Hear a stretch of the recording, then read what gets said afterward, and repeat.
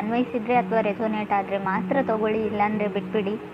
ಇದು ಒಂದು general reading ಮಾತ್ರ ಆಗಿರುತ್ತೆ. ಕಾರ್ಡ್ಸ್ನ ಶಫಲ್ ಮಾಡಿದಾಗ ತಿಂಗಳಲ್ಲಿ ನನಗೆ ಫಸ್ಟ್ ಕಾರ್ಡ್ ಮೂನ್ ಕಾರ್ಡ್ ಬಂದಿದೆ.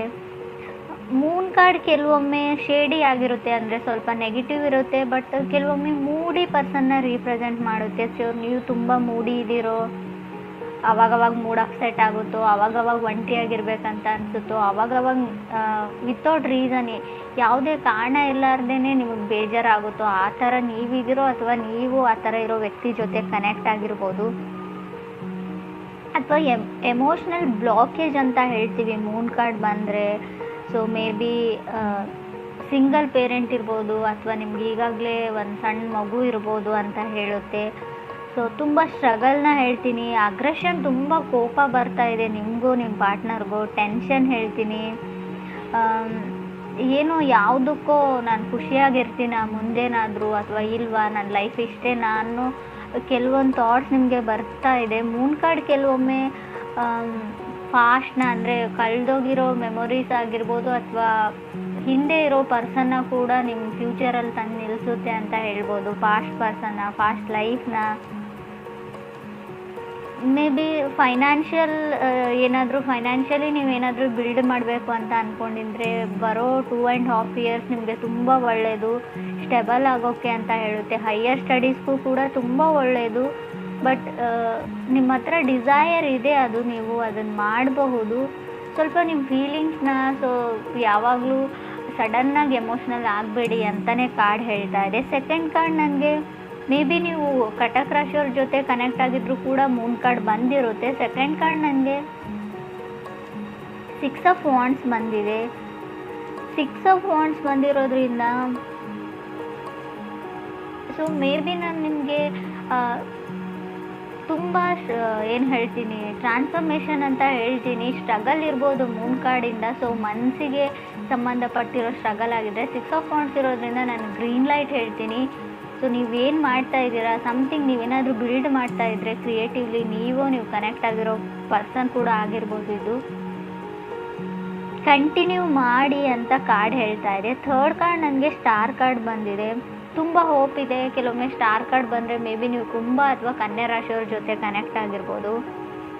ಹೋಪ್ ಇದೆ. ಸ್ಟಾರ್ ಕಾರ್ಡ್ ನೀವು ಏನೇ ಮಾಡಿ ಖಂಡಿತವಾಗ್ಲೂ ಹೋಪ್ನ ಇಟ್ಕೊಳ್ಳಿ ಅಂತ ಹೇಳುತ್ತೆ. ಖಂಡಿತ ಕೆಲಸ ಆಗುತ್ತೆ ಅಂತ ಹೇಳುತ್ತೆ. ಕೆಲವ್ರಿಗೆ ಎಲ್ಗೋ ಟ್ರಾವೆಲ್ ಮಾಡಬೇಕಾಗಿದೆ ನೀವು ಅಥವಾ ನಿಮ್ಮ ಪಾರ್ಟ್ನರು.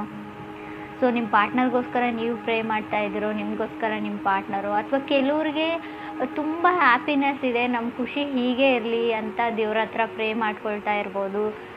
ಸೊ ನಮ್ಮ ಜೋಡಿ ಮೇಲೆ ಯಾರದೇ ದೃಷ್ಟಿ ಆಗದೆ ಇರಲಿ, ನಾನು ಕೊಟ್ಟಿರೋದು ನನ್ನ ಹತ್ರನೇ ಇರಲಿ ಯೂನಿವರ್ಸ್ಗೆ. ಸೊ ದೇವರಿಗೆ ಈ ಥರ ಕೇಳ್ಕೊಳ್ತಾ ಇರ್ಬೋದು ಅಂತ ಕೂಡ ಕಾರ್ಡ್ ಹೇಳುತ್ತೆ.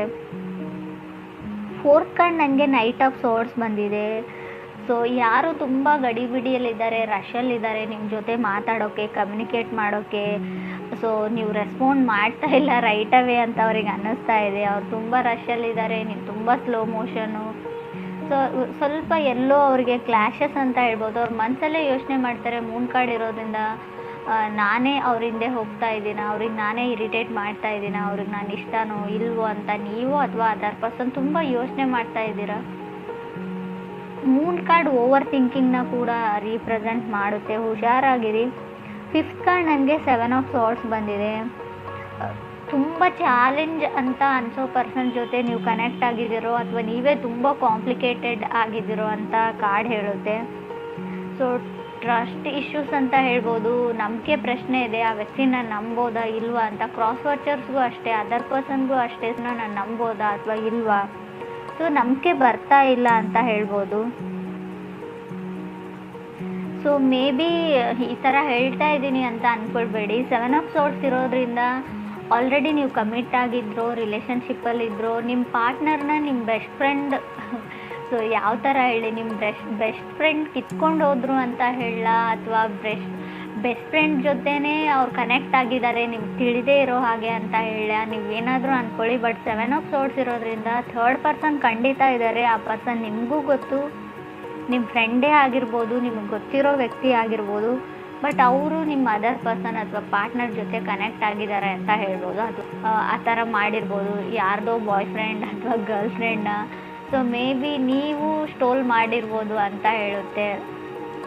ಫ್ರೆಂಡ್ಸ್, ಇದು ಕೆಲವ್ರಿಗೆ ಮಾತ್ರ, ಎಲ್ರಿಗೂ ಅನ್ವಯಿಸಲ್ಲ. ನಾನು ಈ ಥರ ಹೇಳ್ತಾ ಇದ್ದೀನಿ ಅಂತ ತಪ್ಪಾಗಿ ತಿಳ್ಕೊಳ್ಬೇಡಿ. ಕಾರ್ಡಲ್ಲಿ ಇರೋದನ್ನು ಮಾತ್ರ ನಾನು ಹೇಳ್ತಾ ಇದ್ದೀನಿ. 6th ಕಾರ್ಡ್ ನನಗೆ ಏಸ್ ಆಫ್ ವಾಂಡ್ಸ್ ಬಂದಿದೆ. ಕೆಲವ್ರಿಗೆ ಕಾರ್ ತೊಗೊಳ್ಬೇಕು, ನಿಮಗೋ ಅಥವಾ ನಿಮ್ಮ ಪಾರ್ಟ್ನರ್ಗೋ ಏಸ್ ಆಫ್ ವಾಂಡ್ಸ್ ಬಂದಿರೋದ್ರಿಂದ, ಅಥವಾ ಅಪಾರ್ಟ್ಮೆಂಟ್ ಅಂತ ಹೇಳ್ಬೋದು. So mood up and downs ಆಗ್ತಾ ಇದೆ. ಸೊ ನಿಮ್ಮದು ಅಥವಾ ನೀವು ಕನೆಕ್ಟ್ ಆಗಿರೋ ಪರ್ಸನ್ದು ತುಂಬ ಏನೋ ಗೊತ್ತಿಲ್ಲ, ನಿಮ್ಮ ಮನಸ್ಥಿತಿ, ನಿಮ್ಮ ಮೂಡು ಚೆನ್ನಾಗಿಲ್ಲ, ಕಂಟ್ರೋಲಲ್ಲಿ ಇಲ್ಲ ಅನ್ಬೋದು. ಯಾರ ಮೇಲೋ ಹೆವಿ ಲವ್ ಆಗಿದೆ ನಿಮಗೆ. ಸೊ ಅವ್ರ ಜೊತೆ ಯಾವಾಗಲೂ ಕಂಟಿನ್ಯೂಯಸ್ ಆಗಿ ಅವ್ರ ಜೊತೆ ಕಾಲಲ್ಲಿ ಇರಬೇಕು, ಮಾತಾಡಬೇಕು, ಅವ್ರನ್ನ ಮೀಟ್ ಮಾಡಬೇಕು, ಅವ್ರನ್ನ ನೋಡಬೇಕು. ತುಂಬ ಏನು ಹೇಳ್ತೀರಿ, ರಶಲ್ಲಿ ಇದ್ದೀರಾ ನೀವು. ಫೀಲಿಂಗ್ಸ್ ಕಂಟ್ರೋಲ್ ಆಗ್ತಾ ಇಲ್ಲ ಕೆಲವ್ರಿಗೆ ಅಂತ ಕೂಡ ಕಾರ್ಡ್ ಹೇಳ್ತಾ ಇದೆ, ನಿಮಗೂ ನಿಮ್ಮ ಪಾರ್ಟ್ನರ್ಗೂ. 7th ಕಾರ್ಡ್ ನನಗೆ 8 ಆಫ್ ವಾಂಡ್ಸ್ ಬಂದಿದೆ. ಮೇ ಬಿ 8 ಆಫ್ ವಾಂಡ್ಸ್ ಬಂದರೆ ಕೆಲವ್ರಿಗೆ ಹೊಸ ವ್ಯಕ್ತಿ ಇತ್ತೀಚೆಗೆ ಲೈಫಲ್ಲಿ ಎಂಟರ್ ಆಗಿದ್ದಾರೆ ಅಂತ ಹೇಳ್ಬೋದು. ಸೊ ಆಲ್ರೆಡಿ ನೀವು ಕನೆಕ್ಟ್ ಆಗಿರೋ ವ್ಯಕ್ತಿಗೆ ಆಲ್ರೆಡಿ ಬ್ರೇಕಪ್ ಆಗಿರ್ಬೋದು, ಅಥವಾ ನಿಮಗೆ ಆಲ್ರೆಡಿ ಬ್ರೇಕಪ್ ಆದಮೇಲೆ ಹೊಸ ವ್ಯಕ್ತಿ ಸಿಕ್ಕಿರ್ಬೋದು. ಬಟ್ ಪೂರ್ತಿಯಾಗಿ ಆ ಹರ್ಟಿಂದ, ಪಾಸ್ಟ್ ಹರ್ಟಿಂದ ಹೊರಗಡೆ ಬಂದಿಲ್ಲ ಅಂತ ಕೂಡ ಆ ಕಾರ್ಡ್ ಹೇಳ್ತಾ ಇದೆ. ಫಸ್ಟ್ ಆಫ್ ಆಲ್ ನೀವು ನಿಮ್ಮನ್ನು ಹೀಲ್ ಮಾಡ್ಕೊಳ್ಳಿ, ಪಾಸ್ಟ್ ಹರ್ಟಿಂದ ಆ ವ್ಯಕ್ತಿನ ಮರೆಯೋದಕ್ಕೆ ಟ್ರೈ ಮಾಡಿ ಅಂತ ಹೇಳ್ಬೋದು. ಅದಾದಮೇಲೆ ನ್ಯೂ ಪರ್ಸನ್ ಜೊತೆ ಕನೆಕ್ಟ್ ಆಗಿ, ಅಥವಾ ನೀವು ಅದರ್ ಪರ್ಸನ್ ಮೇಲೆ ಏನೆಲ್ಲ ಎಕ್ಸ್ಪೆಕ್ಟೇಷನ್ಸ್ನ ಇಟ್ಕೊಂಡಿದ್ದೀರಾ ಅಷ್ಟೊಂದು ಅವ್ರು ರೀಚ್ ಆಗ್ತಾ ಇಲ್ಲ. ಬಿಕಾಸ್ ಆಫ್ ಇನ್ನೂ ಹಳೆ ಪರ್ಸನ್ ಅವ್ರ ಮನಸ್ಸಲ್ಲಿ ಇರಬಹುದು ಅಂತ ಹೇಳ್ತಾ ಇದೆ. ಹಳೆ ನೆನಪುಗಳು ಅವ್ರಿಗೆ ಕಾಡ್ತಾ ಇದೆ ಅಂತ ಕೂಡ ಕಾರ್ಡ್ಸ್ ಹೇಳ್ತಾ ಇದೆ. ಇದು ಮೇ ಬಿ ಇದು ನಿಮಗೂ ಕೂಡ ಆಗಿರ್ಬೋದು. 8th ಕಾರ್ಡ್ ನನಗೆ ಪೇಜ್ ಆಫ್ ಸಾರ್ಡ್ಸ್ ಬಂದಿದೆ. ಸೊ ತುಂಬ ಟ್ರಿಗರ್ ಆಗ್ತಾ ಇದ್ದೀರಾ ಇತ್ತೀಚೆಗೆ, ನೀವು ನಿಮ್ಮ ಪಾರ್ಟ್ನರು ಕೆಲವರು ಅಂತ ಅನಿಸುತ್ತೆ ನನಗೆ. ಪೇಜ್ ಆಫ್ ಸಾರ್ಡ್ಸ್ ಯಾವಾಗಲೂ ಏನೋ ಒಂದು ಟ್ರಿಗರ್. ನೀನು ನೋಡ್ಕೊಂಡಿದೀಯಾ ಮಿರರಲ್ಲಿ, ನೀನು ಏನು ಮಾಡ್ತಾ ಇದೀಯಾ, ಏನೋ ಯಾವುದಕ್ಕೂ ಟಾಂಟ್ ಮಾಡೋದು, ಯಾವುದಕ್ಕೂ ಏನಾದರೂ ಒಂದು ಹೇಳೋದು ನಿಮ್ಮನ್ನು. ಸೊ ಆ ಥರ ಇರೋ ಪರ್ಸನ್ ಜೊತೆ ನೀವು ಕನೆಕ್ಟ್ ಆಗಿದ್ದೀರಾ. ಯಾವಾಗಲೂ ನಿಮ್ಮನ್ನು ಟ್ರಿಗರ್ ಮಾಡ್ತಾರೆ.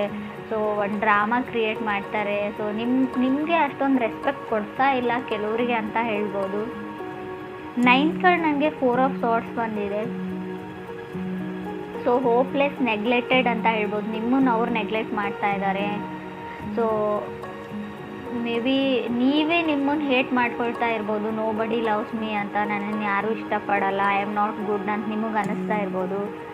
ಸೊ ಯಾವತ್ತಿಗೂ ನಾನು ಏನು ಅಂದ್ಕೊಂಡಿರ್ತೀನಿ, ನನಗೇನು ಬೇಕಾಗಿರುತ್ತೆ ಅದು ಸಿಗಲ್ಲ ಅನ್ನೋ ನೆಗೆಟಿವ್ ಥಾಟ್ಸ್ ಇದ್ದರೂ ಕೂಡ 4 ಆಫ್ ಸಾರ್ಡ್ಸ್ ಬರುತ್ತೆ. ನಿಮಗೋ ಅಥವಾ ನೀವು ಕನೆಕ್ಟ್ ಆಗಿರೋ ಪರ್ಸನ್ಗೋ ನನ್ನ ಹಣೆ ಬರನೇ ಇಷ್ಟ, ನನ್ನ ಲೈಫಲ್ಲಿ ಯಾವುದೂ ಸರಿಯಾಗಿ ಆಗಲ್ಲ, ನನಗೇನು ಬೇಕೋ ಅದು ಯಾವತ್ತೂ ಸಿಗಲ್ಲ ಅಂತ ನೀವು ನಿಮ್ಮ ಪಾರ್ಟ್ನರು ತುಂಬ ನೆಗೆಟಿವ್ ಥಿಂಕಿಂಗ್ ಇದೆ. ಮೂನ್ ಕಾರ್ಡ್ ಬಂದಾಗಲೇ ನಾನು ಹೇಳಿದ್ದೀನಿ ನೆಗೆಟಿವ್ ಥಿಂಕಿಂಗ್ನ ಬಿಡಿ ಅಂತ. 10th ಕಾರ್ಡ್ ನನಗೆ 9 ಆಫ್ ಸಾರ್ಡ್ಸ್ ಬಂದಿದೆ. 9 ಆಫ್ ಸಾರ್ಡ್ಸ್ ಕೂಡ ಅದನ್ನೇ ಹೇಳ್ತಾ ಇದೆ, ನಾಟ್ ಶ್ಯೂರ್. ಸೊ ದೂರ ಇದ್ದೀರಾ, ಡಿಸ್ಟೆನ್ಸಲ್ಲಿ ಇದ್ದೀರಾ, ಮನಸ್ತಾಪಗಳಿವೆ, ಕೋಲ್ಡಲ್ಲಿ ಇದ್ದೀರಾ ಅಂತ ಹೇಳ್ಬೋದು ನೀವು. ಸೊ ಅವ್ರನ್ನ ನೀವು ಬ್ಲಾಕ್ ಮಾಡಿದರು, ನಿಮ್ಮನ್ನು ಅವ್ರು ಬ್ಲಾಕ್ ಮಾಡಿದರು. ಕೆಲವ್ರಿಗೆ ನನಗೆ ಬ್ಲಾಕೇಜಸ್ ತುಂಬ ಕಾಣಿಸ್ತಾ ಇದೆ, ಕಮ್ಯುನಿಕೇಷನ್ ಸ್ಟಾಪ್ ಆಗಿದೆ. ಏನು ಇಗ್ನೋರ್ ಮಾಡ್ತಾ ಇದ್ದೀರೋ ಅಥವಾ ಇಬ್ಬರ ಮಧ್ಯೆ ಲವ್ ಅಂತರೂ ಇದೆ ನನಗೆ ಕಾರ್ಡ್ಸ್ ಹೇಳೋ ಪ್ರಕಾರ. ಸೊ ಯಾರೋ ನಿಮ್ಮಿಬ್ಬರ ಮಧ್ಯೆ ತಂದಿಡ್ತಾ ಇರ್ಬೋದು. ಕೆಲವ್ರಿಗೆ 7 ಆಫ್ ಸಾರ್ಡ್ಸ್ ಇರೋದ್ರಿಂದ ಥರ್ಡ್ ಪಾರ್ಟಿ ಕೂಡ ಇರೋದನ್ನೇ ಹೇಳ್ತೀನಿ. ಯಾರೋ ನಿಮ್ಮನ್ನು ದೂರ ಮಾಡೋಕ್ಕೆ ಟ್ರೈ ಮಾಡ್ತಾ ಇದ್ದಾರೆ, ಎಕ್ಸ್ಟರ್ನಲ್ ಫೋರ್ಸಸ್ ಅಂತ ಕೂಡ ನನಗೆ ಹೇಳ್ತಾ ಇದೆ. ಸೊ ಮೇ ಬಿ ನಿಮ್ಮ ರಿಲೇಷನ್ಶಿಪ್ ಹಾಳಾಗಿದ್ದರೆ, ಬ್ರೇಕಪ್ ಆಗಿದ್ರೆ, ನಿಮ್ಮ ಎಕ್ಸ್ ಬ್ಯಾಕ್ ಆಗಿದ್ರೆ ರೀಬಿಲ್ಡ್ ಮಾಡಿ ಅದನ್ನು ಅಂತ ಕಾರ್ಡ್ ಹೇಳ್ತಾ ಇದೆ. ಸೊ ಸಡನ್ ಬ್ರೇಕಪ್ನ ಕೂಡ ನಾನು ಹೇಳ್ತೀನಿ. 7 ಆಫ್ ಸಾರ್ಡ್ಸ್ ಇದ್ದರೆ 4 ಆಫ್ ಸಾರ್ಡ್ಸ್ ಇದೆ. ಮೇ ಬಿ ಸಡನ್ ಬ್ರೇಕಪ್ ಆಗೋ ಚಾನ್ಸಸ್ ಇದೆ. 9 ಆಫ್ ಸಾರ್ಡ್ಸ್ ಕೂಡ ಇದೆ. ಸೊ ಏನೇ ಆಗಲಿ ನಿಮ್ಗೆ ಡೈರೆಕ್ಟಾಗಿ ಹೇಳೇ ಅವ್ರು ಬ್ರೇಕಪ್ ಮಾಡ್ಕೊಂಡಿರ್ತಾರೆ. ಬಟ್ ಇಲ್ಲಿ ನನಗೆ ಇನ್ ಕೇಸಸಲ್ಲಿ ಹೇಳೋದಾದರೆ ಮೂನ್ ಕಾರ್ಡ್ ಇರೋದ್ರಿಂದ ನೀವು ನಂಬಿರೋ ವ್ಯಕ್ತಿ ನಿಮ್ಮ ನಂಬಿರೋ ಥರ ಇರಲ್ಲ. ತುಂಬ ಸೀಕ್ರೆಟ್ಸ್ ಇರುತ್ತೆ ಅಂತ ಹೇಳ್ಬೋದು. ನಿಮ್ಗೆ ಸೀಕ್ರೆಟ್ಸ್ ಇದೆಯೋ ಅದರ್ ಪರ್ಸನ್ಗಿದೆಯೋ ಖಂಡಿತವಾಗ್ಲೂ ನಿಮ್ಗೆ ತಿಳಿಸದೆ ಅಥವಾ ನಿಮ್ಗೆ ತಿಳಿದೇ ಇರೋ ವಿಷಯಗಳು ತುಂಬ ಇದೆ ಅಂತ ಮೂನ್ ಕಾರ್ಡ್ ಹೇಳ್ತಾ ಇದೆ. ಸೊ ಮೇ ಬಿ ನಿಮ್ಮ ಫೋನ್ ಅಥವಾ watch, laptops, anything more objects ಅಂತ ಹೇಳ್ತೀನಿ, ಎಲೆಕ್ಟ್ರಾನಿಕ್ ಆಬ್ಜೆಕ್ಟ್ಸ್ ಇರ್ಬೋದು. ಸೊ ಸಡನ್ನಾಗಿ ಮಿಸ್ ಆಗ್ಬೋದು. ಅದ್ರ ಬಗ್ಗೆ ಕೇರ್ಫುಲ್ ಆಗಿರಿ.